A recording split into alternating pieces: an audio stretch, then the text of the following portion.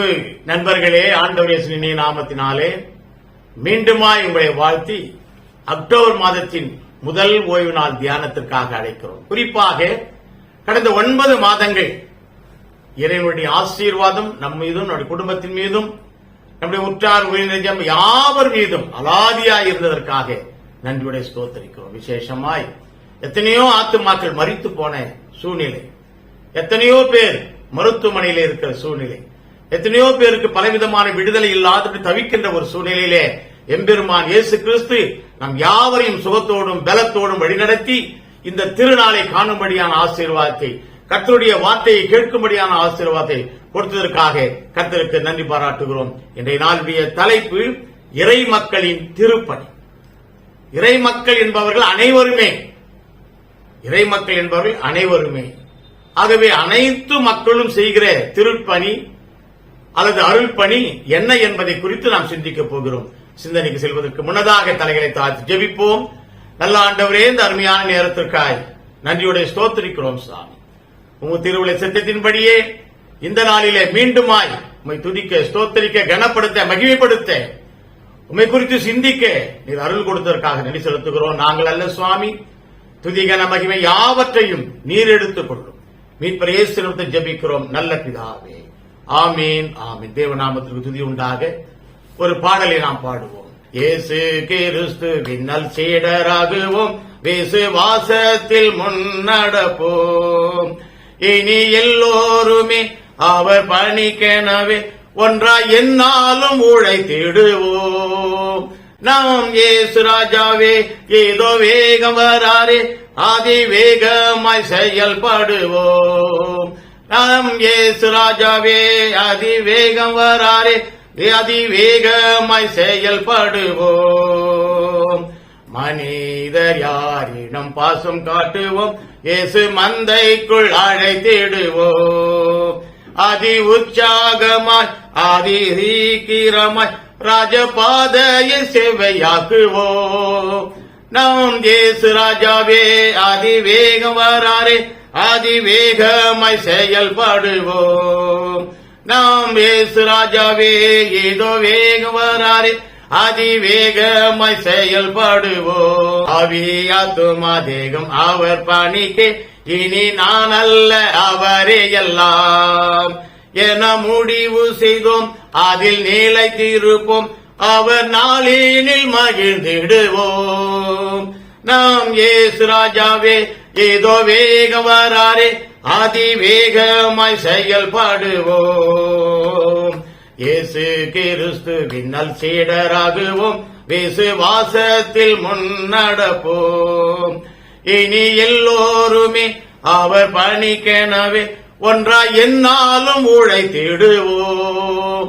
நாம் இயேசு ராஜாவே அதிவேகம் வராரே, வேகமாய் செயல்படுவோம். செயல்படாத கிறிஸ்தவர்களுக்காக அல்ல, செயல்படுகின்ற பிள்ளைகளாகிய நமக்கும் கர்த்தர் சொல்கின்ற காரியம், இதோ நான் வருகிறேன், இதோ நான் வருகிறேன். ஆகவே ஆண்டவர் வருகிறார், வழியை ஆயத்தம் செய்யுங்கள். கர்த்தர்தாமே நம்மை ஆசீர்வதிப்பாராக. வார்த்தைகளுக்குள்ளாய் கடந்து போவோம். இன்றைய நாளுடைய தலைப்பு இறை மக்களின் திருப்பணி. திருப்பணியை அருள் பணி என்று கூட நாம் சொல்லலாம். இதில் 2 காரியங்கள் அடங்கிறது. ஒன்று இறை மக்கள், இன்னொன்று திருப்பணி. மினிஸ்ட்ரி ஆஃப் த லைட்டி, லைட்டி பீப்புள்ஸ் என்று சொல்கிறது. லைட்டி என்று சொன்னால் சாதாரணமாக இருக்கக்கூடிய நாம் அனைவரும் லைட்டிகள். குருமார்கள் தான், அவங்க தான் பிரத்யேகமான மனிதர்கள், பிரித்தெடுக்கப்பட்டிருக்கிறார்கள். இதுதான் 1517 மார்ட்டின் லூதர் கிங் தன்னுடைய வாழ்க்கையிலே முதலாவதாக வெறுத்தார். இது கூடாது என்று சொன்ன முதல் மனிதர் அந்த மார்ட்டின் லூதர் கிங் அவர்கள் தான். அவர் என்ன பண்ணார் சொன்னா, 1517 ஆண்டு ஏன் இப்படி பிரிக்கிறீங்க, எல்லாருமே கர்த்தருடைய பணியை செய்கிறவர்கள். ஏன் என்று சொன்னால், அதற்கு முன்னதாக குருமார்களுக்கு அதிகமான தொடர்பு இறைவனிடத்திலே உள்ளது, சாதாரண பொதுமக்களுக்கு தொடர்பு இல்லை. இவர்கள் தான் தொடர்பு பத்திர பாலமாய் இருக்கிறார் என்ற கருத்தோடு செயல்பட்டார்கள். இந்த செயல்பாடை அறவே வெறுத்தார் மார்ட்டின் லூதர் கிங். அதுதான் பிரித்து எடுத்து சீர்திருத்த திருச்சபையை உருவாக்கினார். இந்த சீர்திருத்த திருச்சபையில் தான் நாம் அனைவரும் ஒன்றாக இணைக்கப்பட்டிருக்கிறோம். நம்முடைய பொறுப்பு என்ன? இறை மக்களாகிய நாம் ஆண்டவருடைய அருள் பணியை, ஆண்டவருடைய திருப்பணியை எங்கும் எப்பொழுதும் எந்த சூழ்நிலையும் செய்ய வேண்டும் என்பதுதான் பிரத்யேகமான ஒரு கட்டளையாய் காணப்படுகிறது. ஆகவே இந்த திருப்பணியாளர்கள் இறைவனுடைய சாயலிலே படைக்கப்பட்டவன். யாராயிருந்தாலும் சரி, தாழ்த்தப்பட்டவன், நலிந்தவன், நொந்து போனவன், பணம் இல்லாதவன், பணம் இருக்குகிறவன், பணக்காரன், ஏழை, இப்படிப்பட்ட பாகுபாடு இல்லாதபடி இறை மக்கள் என்று சொல்லும் பொழுது எல்லோருமே இறைவனின் சாயலில் படைக்கப்பட்டவர்கள். என்று சொன்னால் ஆதியிலே மனிதர்களை ஆண்டவர் உருவாக்கும் பொழுது தம்முடைய சாயலாக உருவாக்கினார். ஆனால் அந்த உருவாக்குதலே அந்த சாயலை நாம் இழந்து போய்விட்டோம். அது உண்மைதான். படைத்தவரை மறந்து போய்விட்டோம், உண்மைதான். இருந்தாலும் சுய இச்சையின்படி இழுக்கப்பட்டு போனாலும் கூட கர்த்தர் இந்த நேரத்திலே நமக்கு அறிவுறுத்துகிறார். மீண்டுமாய் மீண்டுமாய் நம்மை புதுப்பிக்கின்ற கடவுளாய் இருக்கிறார். ஆகவே அவர் கொடுக்கின்ற அந்த அருளுரை என்னவென்று சொன்னால், மக்களாகிய நாம் புதுப்பிக்கப்பட்டவர்கள், தீய பாதையை விடுகின்றவர்கள், தீய சந்தோஷத்திலே ஈடுபடாதவர்கள், நீதி நேர்மையற்ற வாழ்வை நடக்காதபடி பாதுகாத்துக் கொள்கிறவர்கள் தான் நம்முடைய இந்த காலத்தில் இருக்கக்கூடிய லைட்டி பீப்புள், திருமறை இறை மக்கள். இந்த இறை மக்களுக்கு எல்லாம் முன்னதாக யோவான் சுவிசேஷத்திலே 3ஆம் அதிகாரம் 16வது வசனத்தை கடந்து போகும் பொழுது, தேவன் தம்முடைய ஒரே பேரான குமாரனை விசுவாசிக்கிறவன் எவனோ அவன் கெட்டு போக, யாராயிருந்தாலும் சரி, whoever it may be, யாராயிருந்தாலும் தேவனை விசுவாசிக்கிறவர்கள், கர்த்தரை விசுவாசிக்கிறவர்கள், கர்த்தரை முழு மனதோடு ஏற்றுக்கொண்டவர்கள், கர்த்தருடைய பாதத்திலே தங்களை அர்ப்பணித்தவர்கள் யாராயிருந்தாலும் அவர்களுக்கு ஆண்டவர் அங்கீகாரம் கொடுக்கிறார். எப்படிப்பட்ட அங்கீகாரம்? அவர்கள் நித்திய ஜீவனை அடையும்படிக்கு அவரை தந்தருளி அவரையே கொடுத்து இவ்வளவாய் உலகத்தில் அன்பு கூர்ந்தார். அன்பு. இந்த அன்பின் அடிப்படையில செயல்படுவதுதான் இறை மக்களுடைய திருப்பணி, இறை மக்களுடைய அருள் பணி. ஆகவே பெரிய அருளாளராகிய ஆண்டவர் இயேசு கிறிஸ்து நம்மையும் இதற்காகவே அழைத்திருக்கிறார். அது மாத்திரமல்ல, அதே யோவான் சுவிசேஷத்தில் 20ஆம் அதிகாரம் 21ஆம் வசனம் கடந்து போகும் பொழுது, இயேசு மறுபடியும் அந்த பரமபிதா, அந்த ரட்சகர் யாரை அபிஷேகம் பண்ணப்பட்டாரோ அந்த அபிஷேகம் பண்ண மாமனிதராகிய ஆண்டவராகிய இயேசு கிறிஸ்து இப்ப என்ன சொல்றார் பாருங்க, உங்களுக்கு சமாதானம் உண்டாவதாக, உங்களுக்கு சமாதானம் உண்டாவதாக, பிதா என்னை அனுப்பினது போல, பிதா என்னை அனுப்பினது உண்மை, சத்தியம். ஆகவே பிதா என்னை அனுப்பினது போல நானும் உங்களை அனுப்புகிறேன். இறை மக்களுடைய அருள் பணி என்பது இங்கதான் ஸ்டார்ட் ஆகுது. நான் உங்களை அனுப்புகிறேன். நீதியை குறித்து, நியாயத்தை குறித்து, பரிசுத்தத்தை குறித்து, நீங்கள் அன்பை குறித்து, விசுவாசத்தை குறித்து நீங்கள் மக்களை வளர செய்யுங்கள். இப்படிப்பட்டதான விசுவாசத்திலே, இப்படிப்பட்டதான அன்பிலே, இப்படிப்பட்டதான நட்பிலே நீங்கள் மக்களை பயிற்றுவீங்கள். இதுதான் நம்முடைய வேலை. இதுதான் இறை மக்களுடைய பிரதானமான ஒரு பொறுப்பு. அப்படியானால் இந்த இறை மக்கள் என்ன செய்ய வேண்டும்? இறை மக்கள் என்று சொல்கின்ற நாம், கர்த்தருக்கு பிரத்யேகமாக அருள்பணி ஆற்றுகிறேன், திருப்பணி செய்கிறேன் என்று சொல்கிற நாம் என்ன செய்ய வேண்டும்? 1 பேதுரு புஸ்தகத்தில் 2ஆம் அதிகாரம் 9ஆம் வசனம் கடந்து போவோம். நீங்களோ உங்களை அந்தகாரத்தில் நின்று, உங்களை அந்தகார இருளில் இருந்து தம்முடைய ஆச்சரியமான ஒளியினிடத்திற்கு, இதோ இருளிலே நடக்கின்ற ஜனங்கள் பெரிய வெளிச்சத்தை கண்டாலும் சொன்னாரு, அப்படிப்பட்டதான ஒளியினிடத்திற்கு வரவழைத்தவருடைய புண்ணியங்களை, வரவழைத்த ஆண்டவர் இயேசுடைய புண்ணியங்களை அறிவிக்கும்படி தெரிந்து கொள்ளப்பட்ட சந்ததியாயும். இங்க பாருங்க, ரொம்ப அழகா சொல்றாரு. நீங்க யார்? இறை மக்களாகிய நீங்கள் யார்? திருப்பணி ஆற்றுகிறோம், அருள் பணி ஆற்றுகிறோம் என்று சொல்லிக் கொண்டிருக்கிற இறை மக்களே, நீங்கள் யார் என்பதை நீங்கள் முதலாவது யாரா? தெரிந்து கொள்ளப்பட்ட சந்ததியாயும் கொள்ளப்பட்டவர்கள். நாம் எல்லாம் தெரிந்து கொள்ளப்பட்டவர்கள், கர்த்தரால் அபிஷேகம் பண்ணப்பட்டவர்கள், கர்த்தரால் ஆசீர்வதிக்கப்பட்டவர்கள், கர்த்தரால் முன்குறிக்கப்பட்டவர்கள். அதுதாங்க முக்கியம். கர்த்தர் நம்மை அறிந்திருக்கிறார், ஆழ்ந்திருக்கிறார், ஆசீர்வதித்திருக்கிறார், முன்குறித்திருக்கிறார். அது மட்டுமல்ல, ராஜரீகமான ஆசாரிய கூட்டமாயும். ஆசாரிய கூட்டம், ஆசாரிகள் தனியல்ல, பிரத்யேகம் அல்ல. அந்த காலத்திலே ஆசாரிகள் தனியாக பிரிக்கப்பட்டு அவர்கள் ஆராதனை முறைமையை செய்து கொண்டு வந்தார்களே, அப்படி அல்ல. நீங்களும் ஆசாரியர்களே, நீங்களும் கர்த்தரின் ஊழியர்களே, நீங்களும் கர்த்தருக்கு அருள்பணி ஆற்றுகின்ற அருள்பணியாளர்களே என்கிற அர்த்தத்தோடு ஆண்டவர் சொல்றாரு, நீங்கள் தெரிவு செய்யப்பட்டிருக்கிற மக்கள், நீங்கள் ஆசாரிய கூட்டம், அப்புறம் என்ன சொல்றாருங்க, பரிசுத்த ஜாதியாயும், நீங்கள் பரிசுத்த ஜாதி. இதுதாங்க, பரிசுத்தம் இல்லாதபடி எவனும் தேவனிடத்தில் வரான்.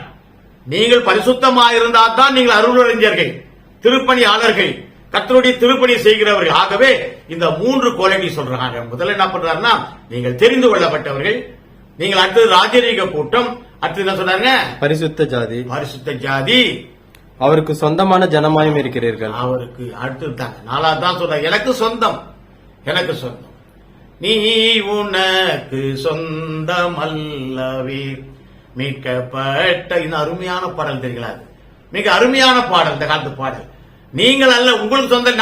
நான் தான் ஹாரிஸ் தான் நானு, இல்ல குமார் தான் நானு, இல்ல நான் தான், அப்படி அல்ல. நீங்கள் யாரோ கிடையாது. நீங்கள் யார் என்று சொன்னால், நீ மலன் இயேசு கிறிஸ்துவுக்கு தான் நாம் சொந்தம். ஆண்டவராகிய கர்த்தருக்கு தான் நாம் சொந்தம், அவருடைய பிள்ளைகள்.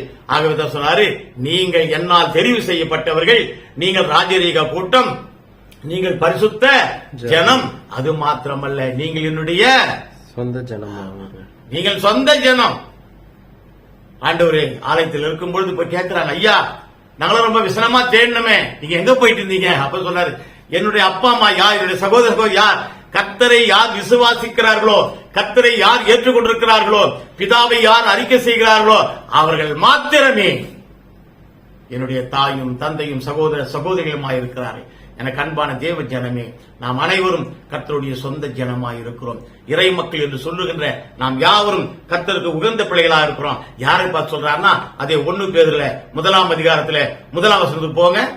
இயேசு கிறிஸ்துவின் அப்போஸ்தலனாகிய பேதுரு பொந்து கலாத்தியா. பாருங்க, அங்க பாருங்க, பேதுரு அப்போஸ்தலனாகிய பேதுரு என்ன எழுதுறாருன்னு சொன்னா, இங்க பேதுரு சபைக்கு எழுதுறாரு, பொந்தி பிளாத்து, அந்த பொந்தி, அப்புறம் கலாத்தியா, கப்பதோக்கியா, ஆசியா, பித்தேனியா தேசங்களில் சிதறி, இந்த தேசங்களிலே நாங்கள் கிறிஸ்தவர்கள், நாங்கள் ஆண்டவரை ஏற்றுக்கொண்டு சொல்லிக் கொண்டிருக்கின்ற மக்கள் சிதறி கிடக்கிறார்கள், அலைந்து கிடக்கிறார்கள், உலகம் அனைத்தும் பரவி கிடக்கிறார்கள். அவர்களுக்குரிய மரியாதை இல்லை. அப்படிப்பட்ட தெரிந்து கொள்ளப்பட்ட என்னவா அப்படிங்க, பிதாவாகிய தேவனுடைய முன்னறிவிப்பின்படியே ஆவியானவரின் பரிசுத்தமாக்குதலினால் கீழ்ப்படிதலுக்கும் இயேசு கிறிஸ்துவினுடைய ரத்தம் தெளிக்கப்படுதலுக்கும் தெரிந்து கொள்ளப்பட்டவர்கள்.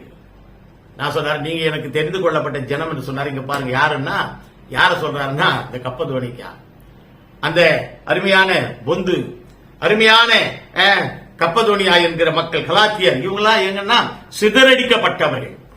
ஏனென்று சொன்னால், இவர்களிடத்திலே கல்வி அறிவு இல்லை, பாதகமான சூழ்நிலைகள் அதிகம் இருந்தது. ஆகவே இவர்கள் ஆசாரிய கூட்டத்துக்குள்ளே சேராதபடி இறை மக்களாக இவர்கள் தனியாக சென்று கொண்டிருந்தார்கள். இவர்களுக்கு எல்லாருக்கும் ஆண்டவர் சொல்றார், நீங்க யார், என்னுடைய ஜாதி, என்னுடைய பரிசுத்த ஜனம். ஆகவே எனக்கு அருமையானவர்களே, இந்த இறை மக்கள் என்பவர்கள் முதலாவது யார் என்பதை நாம் புரிந்து கொண்டோம்.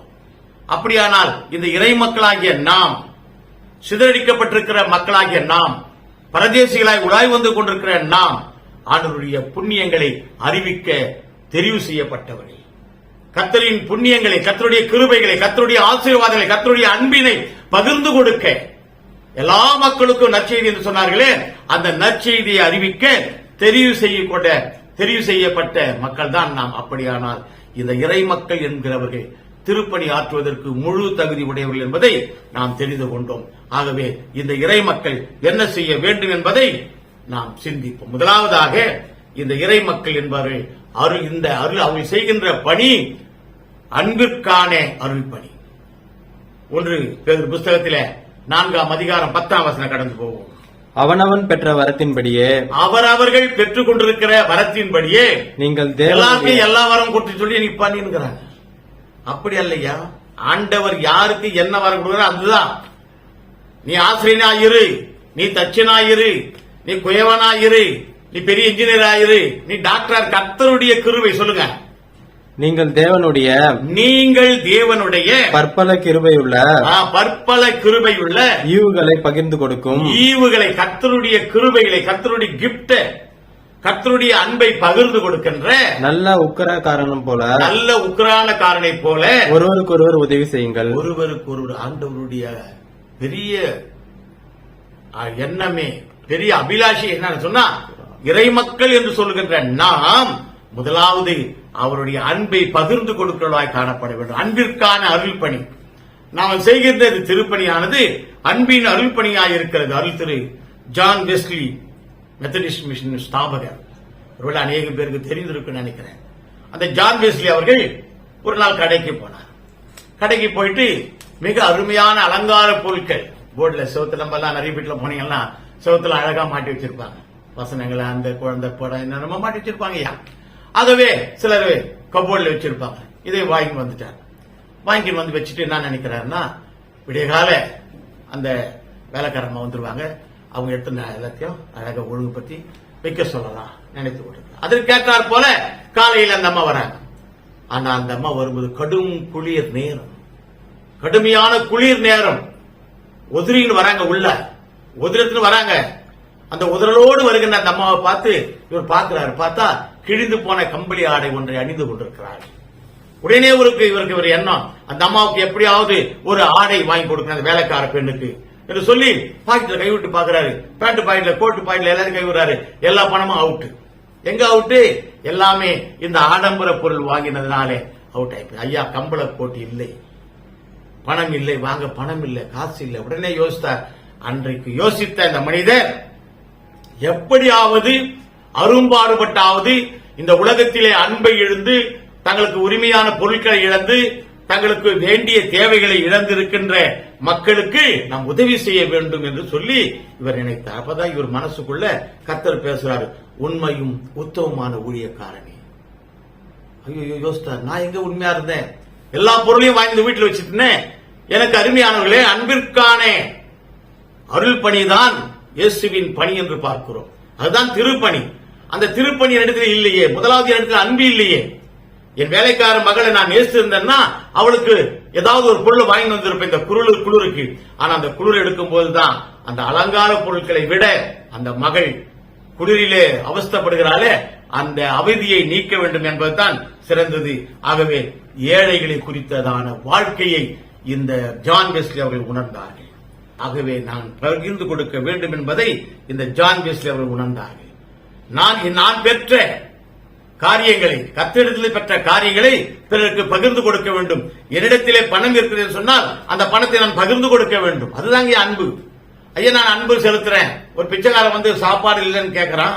அவனத்துல ஐயா உன் மீது நான் அன்பு செலுத்துறேன், போயிட்டு வான்னு சொன்னா ஒத்துப்பானுங்களா? அவன் சாப்பிடணும், அவன் வயிறார சாப்பிடணும். வயிறு ஃபுல்லா வந்தாதான் அவனை நம்ம வாழ்த்த முடியும், அவன் நம்மளை வாழ்த்த முடியும். அவன் அப்பதான் மகிழ்ச்சி அடைந்து போவான். அப்படியானால் தான் உண்மையானவர்களை நன்றாக புரிந்து கொள்ளுங்கள். கர்த்தருடைய அருள் பணியானது அன்பின் அடிப்படையில செய்கிறதான பணியாகும். நம்மிடத்திலே 1000 தாளந்துகள் இருக்கலாம், விலை உயர்ந்த தாளந்துகள் இருக்கலாம். நம்முடைய தாளந்துகளை வைத்து பெரிய பெரிய காரியங்களை நாம் செய்யலாம். ஆனால் இந்த தாளந்துகள் எல்லாம் கடவுள் கொடுத்த அருள் கொடை. இந்த அருள் கொடையை வைத்து நாம் அருளை, நாம் அன்பை பிறருக்கு பகிர்ந்து கொடுக்க வேண்டும். ரோமர் புஸ்தகத்தில 12ஆம் அதிகாரம் 1ஆம் வசனத்துக்கு கடந்து போவோம். சகோதரரே, நீங்கள் உங்கள் சரீரங்களை பரிசுத்தமும் தேவனுக்கு பிரியவுமான ஜீவ பலியாக ஒப்புக் கொடுக்க வேண்டும் என்று தேவனுடைய இரக்கங்களை முன்னிட்டு உங்களை வேண்டிக் கொள்கிறேன். இதுவே நீங்கள் செய்யத்தக்க பக்தியுள்ள ஆராதனை. ஆண்டவர் பக்தியுள்ள ஆராதனை எதுன்னு சொல்றாரு பாருங்க. பாடல் பாடிக்கொண்டு, உபவாசம் இருந்து கொண்டு, கர்த்தரை துதித்துக் கொண்டு நான் ரோடெல்லாம் பாடிக்கொண்டு, அதுவல்ல. ஆண்டவர் மிக அழகா சொல்றார், உங்களுக்கு உகந்த தூய்மையான பலியாக உன்னை நீ எனக்கு ஒப்படைக்க வேண்டுமானால் நான் அன்பு செலுத்தியது போல நான் என்ன காரியங்களை உன் மீது செலுத்தினேனோ அதே காரியங்களை நீ பிறருக்கு கொடுக்க வேண்டும். அதுதான் புத்தியுள்ள ஆராதனை. நாம் வழிபடுகின்ற அந்த வழிபாடுக்கு ஒரு பகுதியாய் அமைகிறது, புத்தியுள்ள ஆராதனையாய் அமைகிறது. எப்படி புத்தியுள்ள ஆராதனைனா, என்னுடைய நான் பெற்ற ஆசீர்வாதங்களை பிறருக்கு பகிர்ந்து கொடுக்க வேண்டும். அதான் அன்பின் பகிர்வு. அந்த அன்பின் பகிர்வு தான் அருள் பணியின் துவக்கம். ஐயா, நான் இறை மக்கள், நான் அன்பின் அந்த திருப்பணி செய்கிறேன். எப்படிப்பட்ட திருப்பணி? முதலாவது அன்பின்கான அருள் பணியை என்னுடைய வாழ்க்கையில நான் செய்ய வேண்டும். ஆகவே கடவுளுக்கு உகந்த பிள்ளைகளாய் நாம் இருக்க வேண்டும். அதுதான் உகந்த திருப்பணி என்று சொன்னால் எது என்று சொன்னால் நான் பிறருக்கு உதவி செய்ய வேண்டும். அதான் மத்தேயு சுவிசேஷத்துல 9ஆம் அதிகாரம் 36வது வசனத்துல என் ஆண்டவர் செய்யறார் பாருங்க. என்ன செய்யறார் பாருங்க? அவர் திரளான ஜனங்களை கண்டபொழுது, திரளான மக்களை கண்டபொழுது, அவர்கள் மேய்ப்பன் இல்லாத ஆடுகளைப் போல தொய்ந்து போனவர்களும் சிதறடிக்கப்பட்டவர்களுமாய் இருந்தபடியால் அவர்கள் மேல் மனதுருகி என் ஆண்டவர் மனதுருகினார். குஷ்டரோகி ஒருவனை தம் கையால் கூசாமல் தொட்டார். ஐயா, என்ன அழகான பாட்டு பாருங்க ஐயா. குஷ்டரோகம் பார்த்த உடனே, வியாதிசனை பார்த்த உடனே ஒதுங்கிறோம், நம்ம மூக்குல கட்சி பயிற்சி மூடிக்கிறோம். அவன் இருமனா அந்த இருமல் நமக்கு ஒத்துக்கணும். நோ, என் ஆண்டவர் சொல்றாரு பாருங்க, குஷ்டரோகியை பார்த்து கூசாமல் தொட்டாரு, உனக்கு குணமுண்டாய கணவதி என்று சொன்னாரு. ஆகவே நீங்களும் நானும் ஏமாற்றிக் கொண்டிருக்கிறோம் அருட்பணியாளர்கள், திருப்பணியாளர்கள், அப்படி இப்படி என்று சொல்லி அல்ல. இறை மக்களாகிய நாம் கர்த்தருடைய அருட்பணியை செய்கிறோம் என்று சொன்னால் முதலாவது இரக்கம் செய்ய வேண்டும், பிறருக்கு அன்பு பாராட்ட வேண்டும், பிறரிடத்திலே கரிசனை கொள்ள வேண்டாம். அதுதான் உண்மையான அன்பு. அதான் சொல்றாரு, மக்களை பார்க்கிறார், திரளான மக்களை பெருமான் இயேசு பார்க்கிறார். பார்த்த உடனே சொல்றாரு, இவர்கள் மேய்ப்பன் இல்லாத மந்தையை போல உலகமெங்கும் சிதறிக் கொண்டிருக்கிறார்கள். இவர்கள் எல்லாம் ஒன்றுபட வேண்டும், அன்பின் அடிப்படையிலே ஒன்றாக்குகிற ஒரு சூழ்நிலை. ஆகவே எனக்கு அருமையான தேவ ஜனமே, திருப்பணியாளர்கள் என்று சொல்லிக் கொண்டிருக்கிறேன் நாம், அருள்பணியாளர்கள் என்று சொல்லிக் கொண்டிருக்கிறேன் நாம், இறை மக்களுடைய முழு கடமையை உணர்வோம். முதலாவது பிறருக்கு நாம் அன்பின் அடிப்படையில திருப்பணியை நாம் செய்வோம். இரண்டாவதாக அமைதியின் அடிப்படையில திருப்பணியை செய்வோம். 1 சாமுவேல் புத்தகத்திலே 25ஆம் அதிகாரம் 14ஆம் வசனத்தை கடந்து போவோம். அப்பொழுது வேலைக்காரரில் ஒருவன் நாபாலுடைய மனைவியாகிய அபிகாயிலை நோக்கி, இதோ நம்முடைய எஜமானுடைய சுகச்செய்தியை விசாரிக்க தாவீது வனாந்தரத்திலிருந்து. இடத்த உங்களுக்கு எல்லாருக்குமே இந்த நிகழ்ச்சி தெரியும் நினைக்கிறேன். வீட்டுல நீங்க படிங்க. 1 சாமுவேல் புத்தகத்தில் 25ஆம் அதிகாரம் 14ஆம் வசனத்திலிருந்து தொடர்ந்து பற்றினே போங்களா. அப்படி பற்றினே போகும்பொழுது இங்க ஒரு அருமையான சத்தியம் புலப்படுகிறது. பேயே தெரியாத ஒரு வேலைக்காரன் அங்கு இருக்கிறான். அவன் அமைதிக்கான வழியை செய்யறான். அதான் அமைதிக்கான அருள்பணி. இரண்டாவது நம்ம சிந்திக்க போகிறது, முதலாவது சிந்தித்தது அன்பிற்கான அருள்பணி, இரண்டாவது சிந்திக்கிறது அமைதிக்கான அருள்பணி. ஆகவே இந்த பெயரில்லாத வேலைக்காரன் குழப்ப சூழ்நிலையில அமைதியில் ஈடுபடுத்துகிறான். என்ன குழப்ப சூழ்நிலை? இந்த நாபால் என்ன சொல்றான், தாவீது ராஜா கூட சண்டைக்கு போங்கன்றான், அந்த மக்களை எதிர்த்து போராடுகின்றான். ஒண்ணுமே பண்ண முடியாது. தாவீது ராஜா மிக பெரிய அரசன்.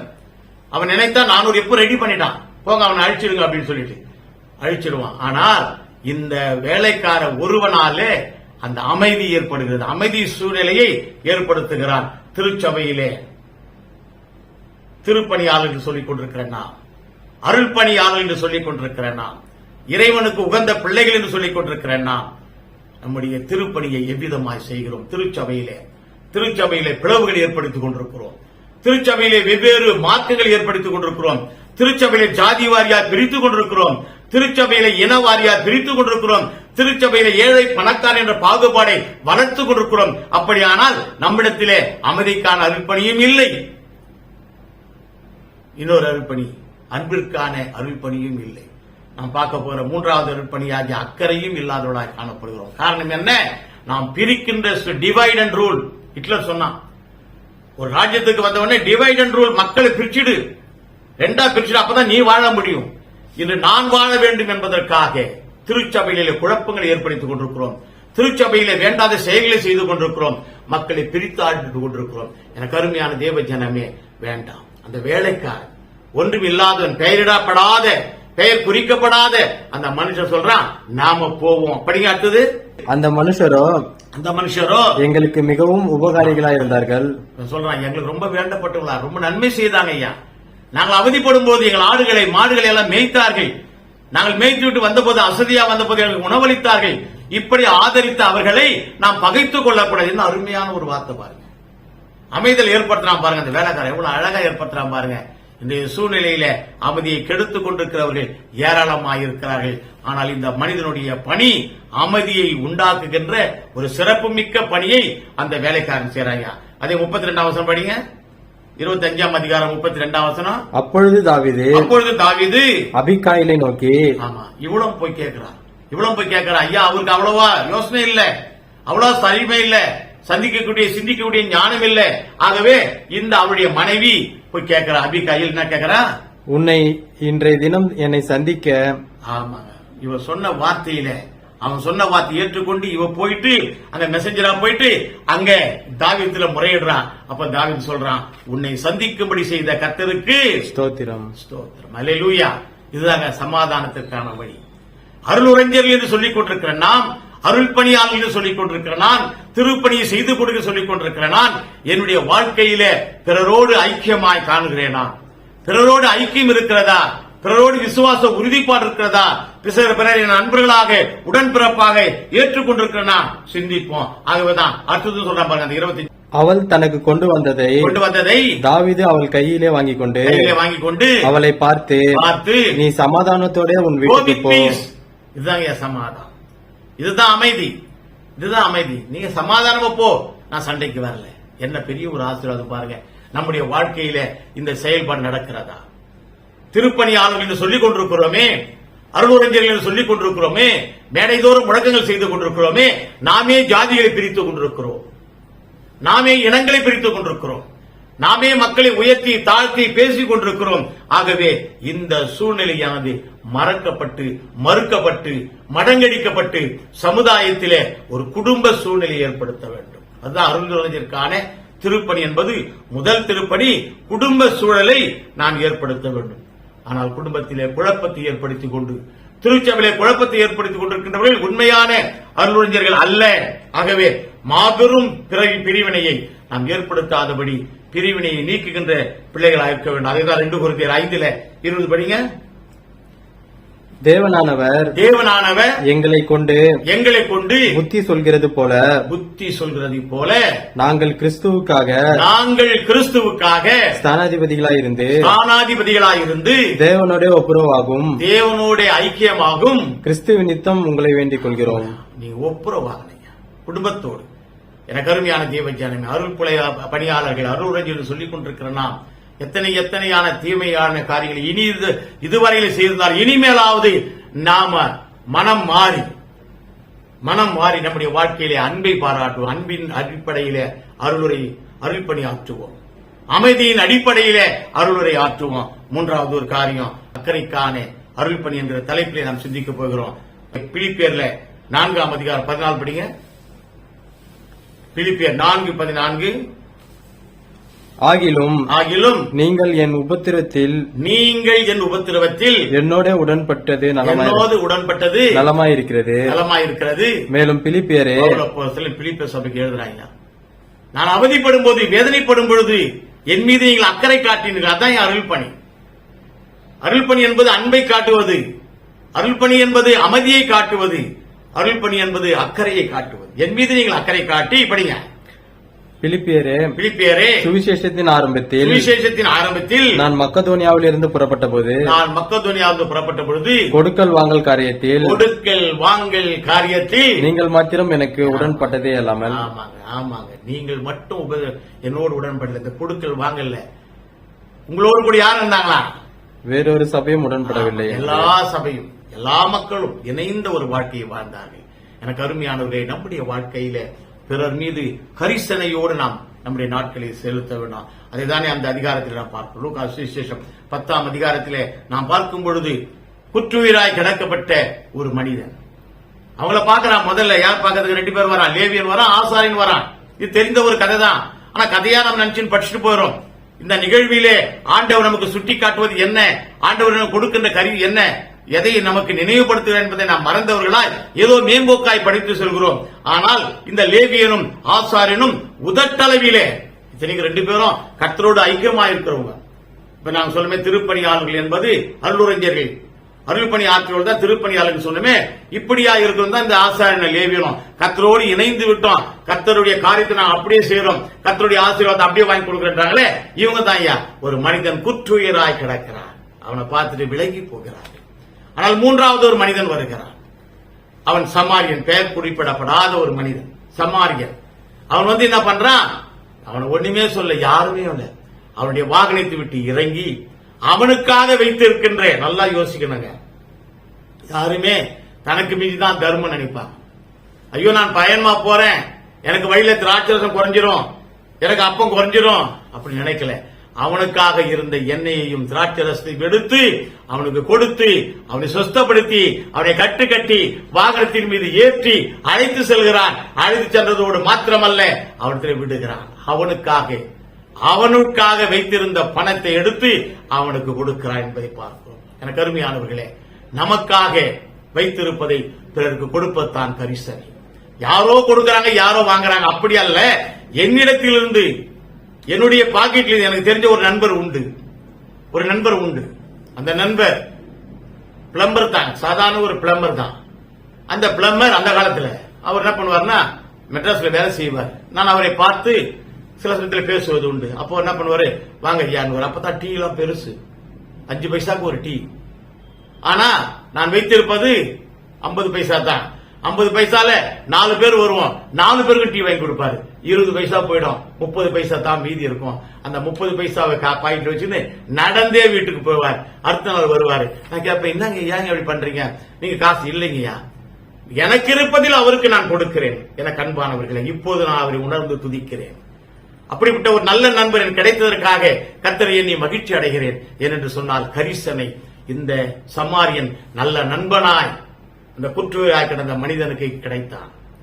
அவன் தன்னுடைய என்று எதையும் எடுத்துக்கொள்ளவில்லை, தனக்கு உண்டான எல்லாவற்றையும் அந்த மனிதனுக்கு கொடுத்துட்டான். சொல்றான், இதற்கு மேலே, அப்படியானால் இடத்துல காசு இல்லைன்னு அர்த்தம். இதற்கு மேலே ஏதாவது செலவானா எனக்கு சொல்லுங்க, நான் மீண்டும் வரும்பொழுது அதை கொடுத்து என்ன நாணயம் பாருங்க. இதுதாங்க கரிசனையான ஒரு அருள் பணி. அன்பின் அடிப்படையிலே அருள் பணி, அமைதியின் அடிப்படையிலே அருள் பணி, அக்கறையின் அடிப்படையிலே அருள் பணி. அந்த சமாரியன் போல நம்முடைய வாழ்க்கையை நாம் செய்ய வேண்டும். அப்போதுதான் நாம் செய்கிறது திருப்பணி என்று எல்லோருக்கும் தெரியும். பிலிப்பியர் 4ஆம் அதிகாரம் 17வது வசனம் கடந்து போவோம். பிலிப்பியர் 4:17. உபகாரத்தை நான் நாடாமல் உங்கள் கணக்குக்கு பலன் பெறும்படியே நாடுகிறேன். இதுதாங்க, நீங்களும் நானும் கர்த்தருடைய அருள் பணியாளர்கள், இறை மக்களாகிய நாங்கள் கர்த்தரை திருப்பணி செய்கிறவர்கள். அப்படி என்று சொன்னா நாம என்ன பண்ணணும்? படிங்க மறுபடியும். உபகாரத்தை நான் நாடாமல், எனக்கு உபயோகமாக, எனக்கு வாழ்க்கையிலே அதிகமாக என் உபயோகத்திற்காக எதையும் நாடாமல் உங்கள் கணக்கிலே பலன் பெருகும்படியே நாடுகிறேன். இதுதாங்க உண்மையான அக்கறை. எனக்கு அருமையானவர்களே, என் எதிரே வாடிக்கொண்டிருக்கிற மக்கள், என் எதிரே வாழ்வின் ஆதாரத்தை இழந்திருக்கிற மக்கள், என் மக்களே தன்னுடைய சுயத்தை இழந்து தவிக்கின்ற மக்கள், அவர்களை நான் பார்க்க வேண்டும். தன்னிச்சையோடு, சுயநலத்தோடு, சுய கர்வத்தோட ஆட்சி மேல் ஆட்சி சேர்ந்து வைத்து உட்கார்ந்து கொண்டிருக்கிறார்களே, அப்படிப்பட்டவனாக அல்ல. என்னை நான் பகிர்ந்து கொடுக்கிறவனாய், என்னை நான் விட்டுக் கொடுக்கிறவனாய், எண்ணத்தில் உள்ளதை பிறர் கொடுக்கிறவனாய், பிறர் மீது அக்கறை உடையவனாய் இருப்பவர்கள் தான் உண்மையான இறை மக்கள் என்பதை நாம் தெளிவாக தெரிந்து கொள்கிறோம். ஆகவே எனக்கு அருமையான தேவ ஜனமே, ஆண்டவர் பிரித்து காட்டுகிறார். லைட்டி வேறு, கிளர்ச்சி வேறு அல்ல. லைட்டி என்பது இந்த பொதுநிலை அடையாளமற்ற மக்கள் அல்ல, அடையாளம் உள்ள மக்களாய் மாற்றப்பட்டு விட்டார்கள். அதே போல கிளர்ச்சி என்பது சமய குருமாக்கள் மாத்திரமல்ல, அவர்களும் இந்த லைட்டி பீப்புள்ஸும் இணைந்து செய்வதுதான் இறை மக்களின் திருப்பணி, அதுதான் அருள் பணி. ஆகவே இவர் இருவரும் வெவ்வேறு அல்ல. இன்று கிறிஸ்தவ சமுதாயத்திலே ஒரு காலத்திலே 1517 மார்ட்டின் லூத்தர் நான் சொன்னது போல அக்டோபர் 31ஆம் தேதி அவர் வைத்தார். அதனால்தான் இந்த நாளை, இந்த துவக்க நாளை என்ன பண்றாங்க, சீர்திருத்த ஞாயிறு என்று வைத்திருக்கிறார். இந்த சீர்திருத்த ஞாயிறிலே நாம் சிந்தித்து பார்ப்போம். என்னுடைய அருள் பணியிலே அன்பு காணப்படுகிறதா? என்னுடைய அருள் பணியிலே அக்கறை காணப்படுகிறதா? என்னுடைய அருள் பணியிலே அமைதி காணப்படுகிறதா? இந்த மூன்றும் இருந்தால் மாத்திரமே நான் அருள் பணியாளனாய் காணப்படுவேனே தவிர வேறுபடி அல்ல. ஆகவே நம்முடைய வாழ்க்கையிலே இந்த 3 காரியங்கள் தலை தூக்க கர்த்தர் கிருபை செய்வாராக. தலையை தாழ்த்தி ஜெபிப்போம். நல்ல ஆண்டவரே, இந்த அருமையான நேரத்திற்காக நன்றியுடைய ஸ்தோத்திரிக்கிறோம். நாங்கள் சிந்தித்த சிந்தனைகளை நீர் ஆசீர்வதியும். நாங்கள் அல்ல சுவாமி, நீர் சொன்னீர், நாங்கள் பேசினோம். நீர் கொடுத்த ஞானத்தை, நீர் கொடுத்த புத்தியை, நீர் கொடுத்த சக்தியை வைத்துதான் இந்த திருமறையை நாம் போதித்தோம். உங்களுடைய கிருபையினாலே இந்த காரியங்கள் மக்களுக்கு ஏற்புடையதாக இருக்க கிருபைதான். மீட்பர் இயேசு நாமத்தில் ஜெபிக்கிறோம் நல்ல பிதாவே, ஆமென். ஆண்டவர் இயேசுவின் கிருபையும் பிதாவுடைய அன்பும் தூயாவின் ஆசீர்வாதம் வழிநடத்தும் தெய்வீக சமாதானம் யாவரோடும் நம்முடைய குடும்பங்களோடும் செய்தி கட்டத்தின் உள்ளங்களோடும் நிலைத்து நிர்வாண நிம்மதி ஆசீர்வாதத்தை கட்டிடுவதாக. ஆமென். ஆமென். God bless you.